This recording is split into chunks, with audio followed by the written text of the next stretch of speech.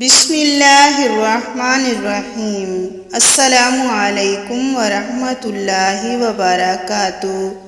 حضرت ابو ہریرہ رضی اللہ تعالیٰ عنہ سے مروی ہے کہ رسول اللہ صلی اللہ علیہ وسلم نے فرمایا، میں تمہیں 3 باتوں کا حکم دیتا ہوں اور 3 باتوں سے منع کرتا ہوں۔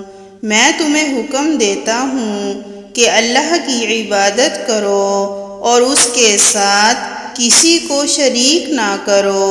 اللہ کی رسی کو مل کر مضبوطی سے تھام لو اور فرقہ فرقہ مت بنو، اور جس شخص کو اللہ تعالیٰ نے تمہارے معاملات کا نگران بنایا ہے اس کی اطاعت کرو۔ اور میں تمہیں فضول گفتگو، کثرت سوال اور مال ضائع کرنے سے منع کرتا ہوں۔